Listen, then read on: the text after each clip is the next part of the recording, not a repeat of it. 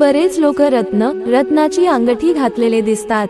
खूप लोकांना सुचवल्या जातं की हा रत्न घाला तुमचं नशीब बदलेल, अमका रत्न घाला तुम्हाला नोकरी लागेल।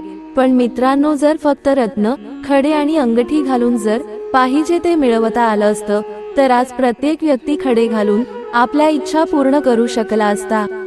हे रत्न व्यक्तीसाठी कसे काम करतात ते आधी समजून घ्या। काही लोक ज्योतिषाचा सल्ला घेऊन रत्न अंगठी घालतात, तर काही लोक आपल्या चंद्र राशीनुसार आपल्याच मनाने रत्न अंगठी घालतात। पण कधीही स्वतःच्या मनाने असे खडे घालू नये। त्याचं कारण नेमकं काय आहे हे समजून घेणे अतिमहत्त्वाचे आहे।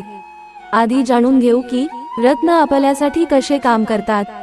कुठलेही रत्न किंवा खडे आपण जेव्हा अंगठीमध्ये घालतो त्यावेळेस त्या खड्याचा काही भाग आपल्या शरीराशी जोडला जातो आणि आपल्या शरीरात त्या रत्नाच्या ग्रहाशी संबंधित घटक किंवा गुण कमी किंवा जास्त असतात। त्या गुणांना कमी किंवा वाढविण्याचा काम हे खडे करत असतात।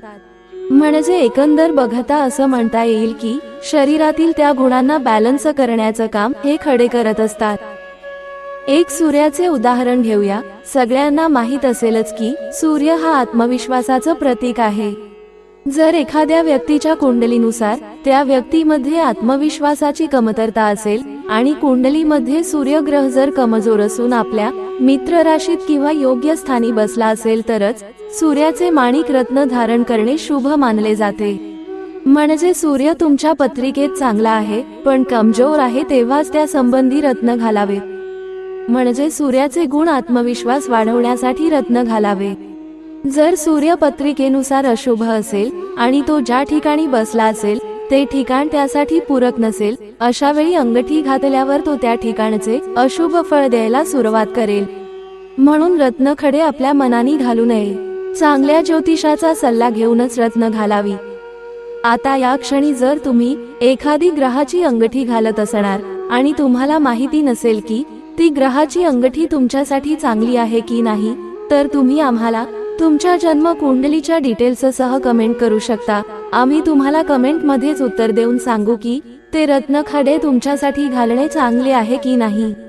आणि हो, यासाठी तुम्हाला कुठलेही पैसे द्यायची गरज नाही। हे पूर्णपणे आपल्या व्ह्यूअर्ससाठी फ्री सर्व्हिस आहे। फक्त हा व्हिडिओ लाईक आणि शेअर करून तुम्ही आम्हाला मदत करू शकता। तुम्ही आपल्या नातेवाईक किंवा आपल्या मित्रमंडळींना हा व्हिडिओ शेअर करून त्यांची देखील मदत करू शकता। म्हणजे तुमच्या जवळच्या व्यक्तींनी सुद्धा आपल्या मनाने रत्न किंवा खडे घातले असतील तर त्यांना सुद्धा हा व्हिडिओ उपयोगी पडेल।